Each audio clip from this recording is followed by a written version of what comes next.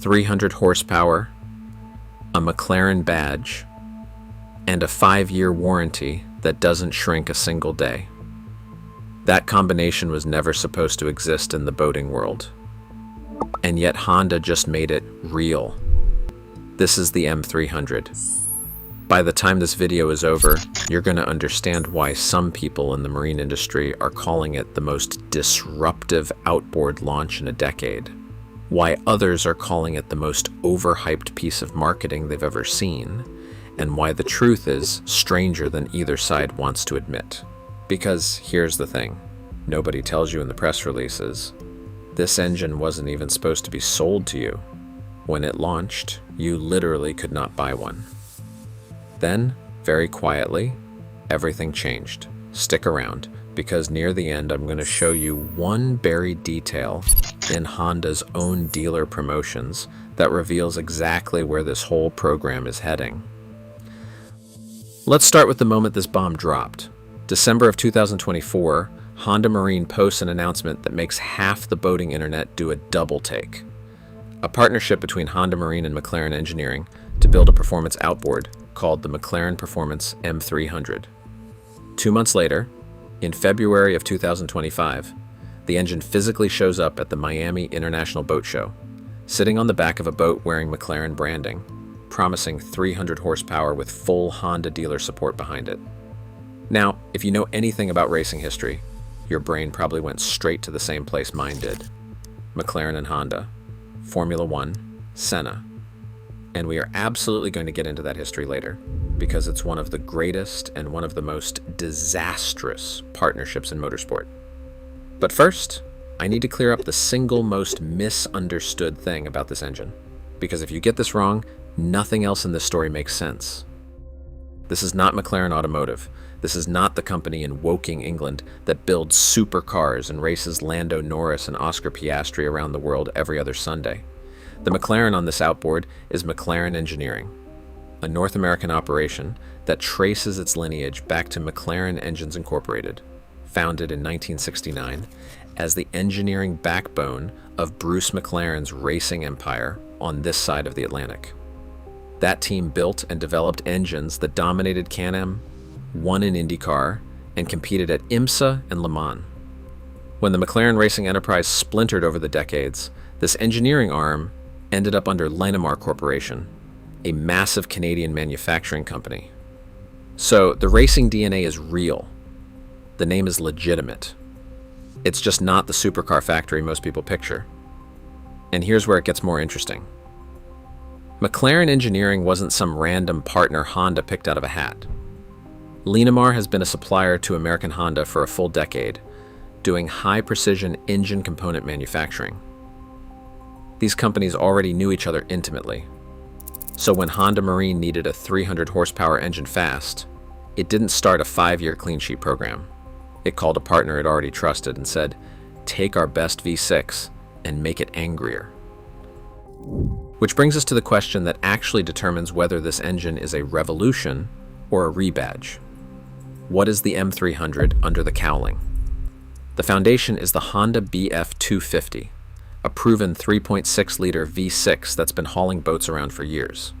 McLaren Engineering takes that platform and performs 3 core surgeries on it. First, a new camshaft with more aggressive valve timing and higher lift, which fundamentally changes how the engine breathes at high RPM. Second, a completely recalibrated engine control unit handling new ignition mapping and knock control, the digital brain deciding exactly how hard this engine is allowed to push before it protects itself. Third, larger fuel injectors that can supply the extra fuel a 300 horsepower output demands. The redline climbs from 6,300 RPM on the standard BF250 to 6,400 RPM on the M300. And to unlock all of it, the engine requires 90 octane fuel instead of regular.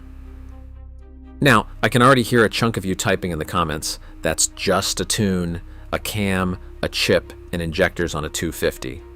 And the skeptics on the boating forums said exactly the same thing the day this launched. One of the most upvoted takes on the whole truth was essentially, so it's a 250 that spins to 6,400 and needs 90 octane, niche market, but cool, I guess. hold that skepticism, because there's a counter-argument that reframes it completely. Suzuki's DF300 AP, one of the most respected 300 horsepower outboards on the market, is itself a higher output version of a 250 class engine requiring higher octane fuel, and it sells extremely well. Taking a proven, overbuilt platform and extracting more power from it is exactly how the marine industry has built some of its most reliable high-output engines. Honda backed that up. At the Miami launch, Linamar's Chief Technology Officer, Mark Stoddard, addressed durability head-on, arguing an engine built up from the 225 horsepower range doesn't get stressed beyond its designed capability. And the proof is the full 5-year non-declining warranty that came with it. There is one asterisk, though. The M300 isn't eligible for the optional Honda Care extension that stretches other Honda outboards to 8 years. Make of that what you will. Okay, so we have the hardware story. Now let's answer the question that actually matters to anyone who runs a boat. What does this thing do on the water? Because specs on a brochure are marketing, and numbers from a GPS are truth. Boating Magazine got one of the most detailed independent tests of the M300, and the platform was perfect for it. An FCJ 263HS, a lightweight fiberglass center console skiff, a little over 26 feet long, built in Texas for running shallow inshore water. Load it with 75 gallons of fuel, 3 adults aboard, spin a 17-pitch 3-blade stainless prop, and here's what the 622-pound M300 delivered. 0 to plane in 4 seconds. 0 to 30 miles per hour in 8 seconds. A top speed of 45.6 miles per hour at that 6,400 RPM redline, recorded in Biscayne Bay.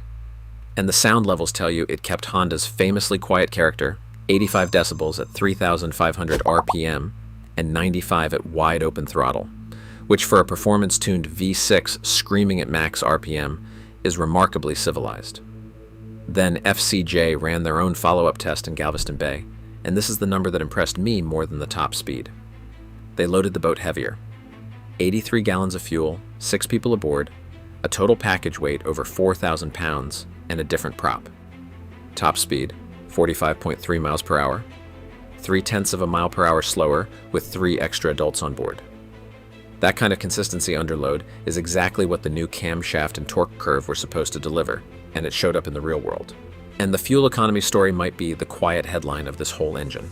At its most economical cruise, 3,500 RPM and about 20 miles per hour, the test boat burned 7.7 gallons per hour, which works out to 2.8 miles per gallon.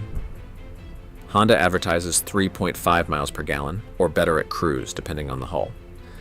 For a 300 horsepower outboard, those are genuinely strong numbers.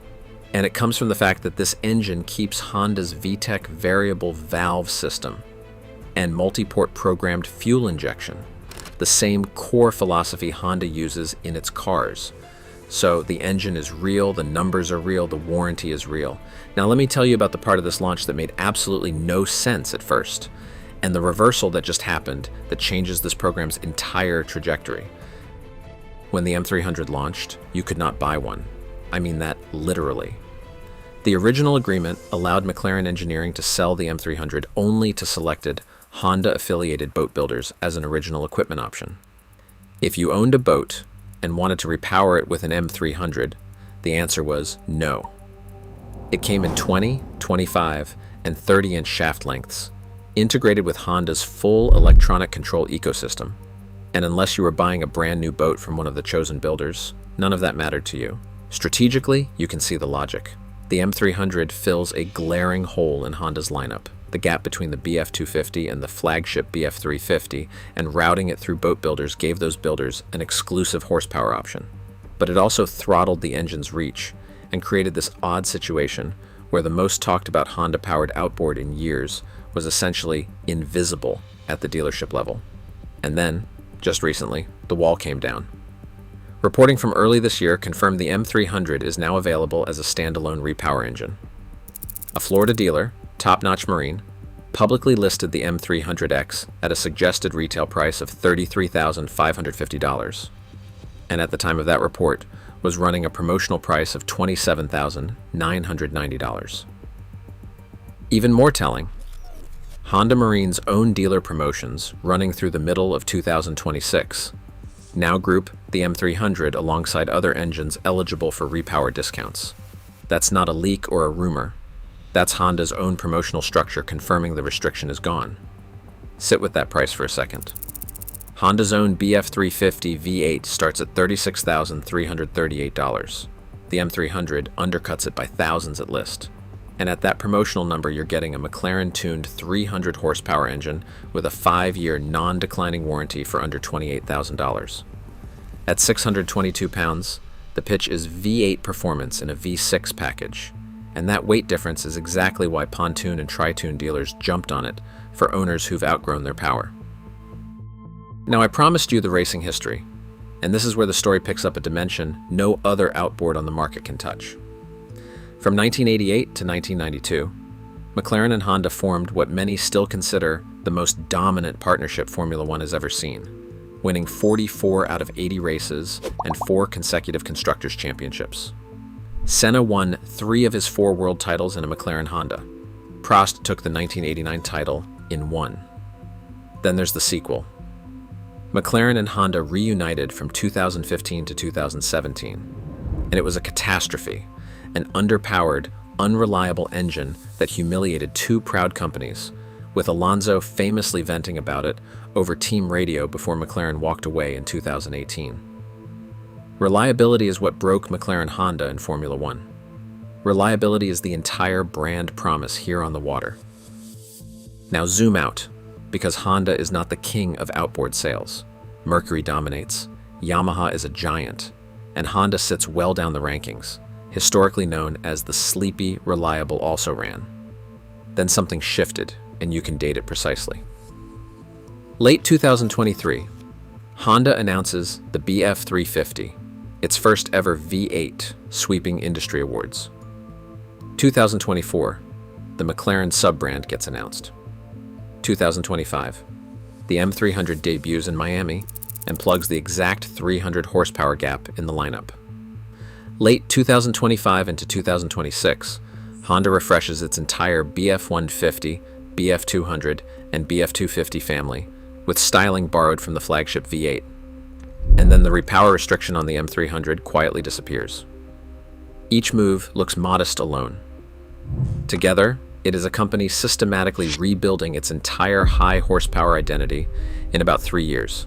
And the competition noticed, with Suzuki teasing a mystery engine at Miami 2026 and Yamaha pushing new V-Max SHO models in Europe. Which brings me to the payoff I teased at the start.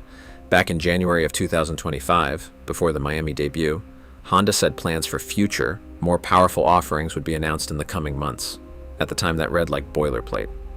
Now stack it against a 5-liter V8 sitting right there on the shelf, already sweeping every award in the industry, and a licensed product structure built specifically to let McLaren tune Honda engines without touching the core lineup. So did this engine end the boating industry? No. Mercury is not going anywhere. But it ended something else. The era of Honda Marine as a follower. A few honest caveats. It is not available in the UK or Europe yet. The 90-octane requirement is real, and that warranty extension exclusion is real too. 30 years ago, McLaren and Honda meant Senna on the top step. 10 years ago, it meant humiliation. Today, it means a V6 humming along in Biscayne Bay under a warranty that does not shrink, master stroke or costume. You tell me in the comments.